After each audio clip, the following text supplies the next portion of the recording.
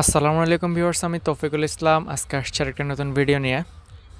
আজকে আমি এখানে আমার বড় ভাই প্লাস ফ্রেন্ডদের সাথে ঘুরতে যাব ইতালির পাশেই, ইতালিতেই ছোট্ট আরেকটি দেশ। ওরা ওদের নিজস্ব পতাকা, ওদের নিজস্ব সংসদ, ওদের নিজস্ব ওদের সব কিছু আলাদা। মাত্র 65 বর্গ কিলোমিটারের ছোট্ট একটি দেশ, নাম সান মারিনো। এটা পাহাড়ের উপরে অবস্থিত। তা আমি যেখানে থাকি, যে শহরে থাকি, ওই শহরের নাম রিমিনি। আজকে আমরা রিমিনি থেকে সান মারিনো ঘুরতে যাচ্ছি। যাওয়ার সময় আমরা কিছু ভিডিও ধারণ করছি। আমি আপনাদেরকে সেই ভিডিওতে ক্রোয়েশিয়ার কিছু ইনফরমেশন দেওয়ার চেষ্টা করব, যেটা অনেকেই জানতে চাচ্ছেন যে ক্রোয়েশিয়া থেকে ইউরোপের অন্যান্য দেশগুলোতে কীভাবে সেটেল হওয়া যায়।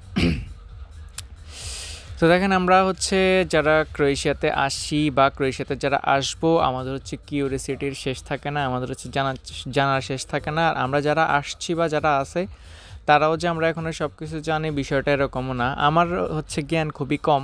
তো আমি যতটুকু আমার ধারণা আছে, যতটুকু জানি, ততটুকু থেকে আপনাদেরকে জানানোর চেষ্টা করি। আমি জানি না কখনো কারো কোনো উপকারে আসছে নাকি আমার কোনো ভিডিও, অথবা কেউ এখান থেকে সুস্পষ্ট কোনো ধারণা কখনো পেয়েছেন নাকি আমি জানি না। তারপরেও আমি বানাই, ভিডিও মেক করি।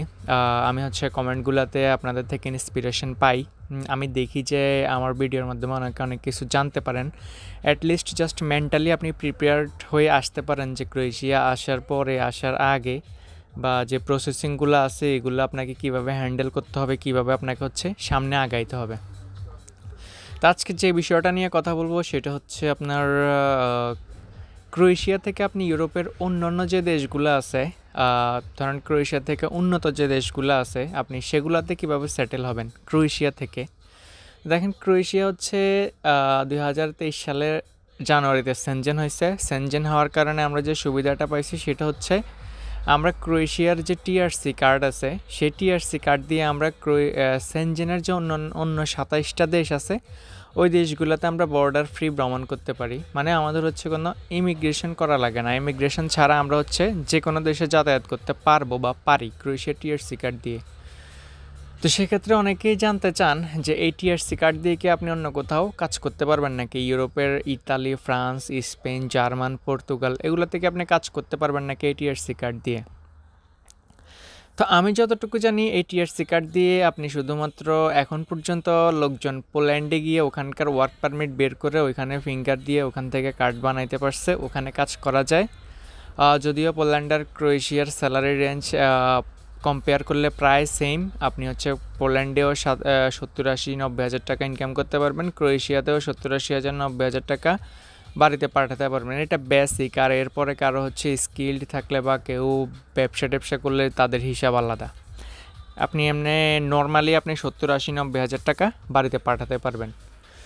তো ক্রোয়েশিয়ার যে সমস্যা সেটা শীতকাল, উইন্টার ক্রোয়েশিয়াতে কাজ থাকে না। তো সেক্ষেত্রে ক্রোয়েশিয়ার আবার একটা নিয়ম আপনি যদি আপনার যে প্রেজেন্ট জবটা আছে সেটা যাওয়ার পরে আপনি যদি 15 দিনের ভিতরে ওখানে আরেকটা কোম্পানি খুঁজে না পান, আরেকটা কাজ খুঁজে না পান, আপনি যদি আরেকটা ওয়ার্ক পারমিট না করতে পারেন, আপনি ওখানে 15 দিন পর ইল্লিগ্যাল। যদি পুলিশ আপনাকে ধরে, তারা আপনাকে একটা একটা কাগজ দিয়ে দিবে ওদের দেশ ত্যাগ করার জন্য। তো সেই ক্ষেত্রে আমরা অনেকেই অনেক বিপদে পড়ি। তো আমরা ওগুলা এড়ানোর জন্য আমরা ট্রাই করি যে ক্রোয়েশিয়া থেকে আমরা ইউরোপের যে উন্নত দেশগুলো আছে সেগুলোতে যেতে পারবো নাকি। তো ক্রোয়েশিয়ার সাথে জার্মানির আপনার বাণিজ্যিক যে লেনদেন, বাণিজ্যিক যে ইয়েটা আছে, লিঙ্ক আপটা আছে, ওইটা একটু ভালো। তো সেক্ষেত্রে ক্রোয়েশিয়া থেকে অনেকেই জার্মানিতে গিয়ে কাজ করে, ক্রোয়েশিয়ানরাও। আর বাকি আপনার আমাদের বাংলাদেশীয় অনেক ভাই ক্রোয়েশিয়া থেকে তাদের কোম্পানির মাধ্যমে ওয়ার্ক পারমিট বের করে জার্মানিতে গিয়ে কাজ করে, অথবা আপনার কোম্পানি চাইলে আপনাকে তাদের কোম্পানিতে নিয়ে জার্মানিতে আপনাকে কাজ করাইতে পারবে। তো সেক্ষেত্রে জার্মানিতেও কাজ করা যায়।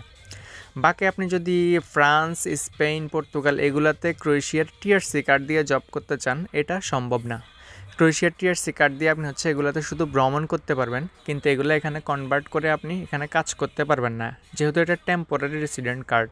কিন্তু আপনার যদি পার্মানেন্ট রেসিডেন্ট কার্ড থাকে সেক্ষেত্রে হিসাব ভিন্ন, তখন আপনি ইউরোপের যে কোনো দেশে কাজ করতে পারবেন পার্মানেন্ট রেসিডেন্ট দিয়ে।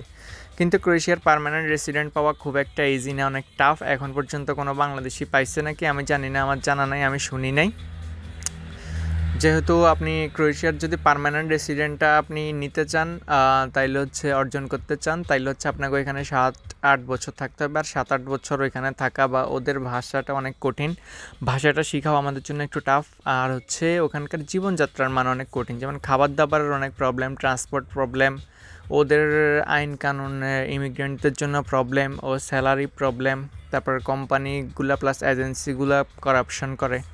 তো সেক্ষেত্রে এখানে আমাদের জন্য জীবনযাত্রার মান বলতে গেলে একটু কঠিনই। তো সেক্ষেত্রে আপনি যদি চান আপনি ইউরোপের অন্য কোনো দেশে সেটেল হইতে, সেক্ষেত্রে আপনি শুধু জার্মানি আর পোল্যান্ডে আপনি ক্রোয়েশিয়া টিআরসি কার্ড দিয়ে গিয়ে নতুন ওয়ার্ক পারমিট বের করে ওখানে কার্ড বানাইতে পারবেন। আর হচ্ছে জার্মানিতে যদি আপনার কোম্পানি বা কারোর মাধ্যমে আপনি জার্মানি থেকে ওয়ার্ক পারমিট ম্যানেজ করতে পারেন, তাইলে আপনি ওখানে গিয়ে কাজ করতে পারবেন। বাকি ফ্রান্স, স্পেন, পর্তুগালে সম্ভব না। আপনি যদি ফ্রান্স, স্পেন, পর্তুগালে আসেন, আপনাকে হচ্ছে এখানে রাজনৈতিক আশ্রয় চাইতে হবে, রাজনৈতিক অ্যাজাইলাম করতে হবে, অথবা আপনাকে 90 দিনের ভিতরে আপনার ক্রোয়েশিয়ায় রিটার্ন চাইতে হবে। আপনার যে টিআরসি কার্ড নিয়ে আসবেন সেটা দিয়ে আপনি হচ্ছে এখানে 19 ডেজ স্টে করতে পারবেন, মানে 3 মাস পরে আপনি এখানে অবৈধ। তো সেক্ষেত্রে আপনি যদি এদিকে এসে থাকতে চান, মানে আমাদের হচ্ছে যাদের দেয়ালে পিঠ থেকে যায়, ক্রোয়েশিয়াতে আর জব না পাওয়া যায়, আপনার হচ্ছে কাউকে পোলিও দিয়ে দেয় দেশ ত্যাগ করার জন্য, তখন আপনি হচ্ছে এদিকে এসে অ্যাজাইলাম করে এখান থেকে কাজের পারমিশন নিয়ে তারপরে এখানে কাজ করতে পারবেন। এর আগে আপনি হচ্ছে এখানে কাজের জন্য বৈধ না। আপনি কাজ করতে পারবেন অবৈধভাবে, আপনার যদি লোকজন থাকে বা আপনার যদি ভাগ্য ভালো থাকে আপনি কাজ পেয়ে যান, তাহলে করতে পারবেন। কিন্তু আপনি লিগালি এখানে কোনো কাজ করতে পারবেন না ক্রোয়েশিয়া টিআরসি কার্ড দিয়ে। তো সেক্ষেত্রে আপনাকে যেটা করতে হবে সেটা হচ্ছে আপনাকে এখানে এসে রাজনৈতিক আশ্রয় চাইতে হবে। রাজনৈতিক আশ্রয় চাওয়ার পরে আপনি হচ্ছে এখান থেকে কাজের পারমিশন পাবেন।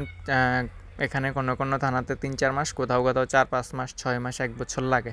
তো সেক্ষেত্রে আপনি যখন এখানে কাজের পারমিশনটা পাবেন তখন আপনি হচ্ছে এখানে কাজ করতে পারবেন। তবে আপনি ইতালি থেকে বা ফ্রান্সে গেলে ফ্রান্স থেকে, স্পেনে গেলে স্পেন থেকে, পর্তুগালে গেলে পর্তুগাল থেকে, আর অন্য কোথাও মুভ করতে পারবেন না আপনি যতদিন না এখানকার রেসিডেন্স কার্ড পাবেন। মানে এখানকার ইতালিতে বলে পারমেসি দি সজ্জর্নো, স্পেনের রেসিডেন্স কার্ড বলে, পর্তুগালের রেসিডেন্স কার্ড বলে।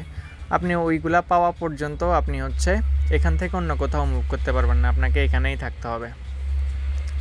তো সেটা আপনার জন্য দীর্ঘ একটা সময়, বাকি কোন দেশে কত সময় লাগে, কত সময় লাগতে পারে সে সম্পর্কে আমি আমার আরেকটা ভিডিওতে আপনাদেরকে ধারণা দেওয়ার চেষ্টা করব। সে পর্যন্ত সবাই আমার সাথে থাকবেন, ভালো থাকবেন। আল্লাহ হাফেজ। আজকের ভিডিও এ পর্যন্তই, কথা হবে অন্য কোনো এক ভিডিওতে। আপনারা এখানে সানমারিনের ভিউটা দেখতে পারেন। আমরা হচ্ছে সানমারিনের পাহাড়ের উপরে, এখন উপর থেকে নিচের কিছু ভিউ নেওয়ার চেষ্টা করেছি, যেহেতু আমরা ক্যাপচারগুলো মোবাইল দিয়ে করি, সবসময় ভালো আসে না। তো ঠিক আছে, সবাই ভালো থাকবেন, সুস্থ থাকবেন। আল্লাহ হাফেজ।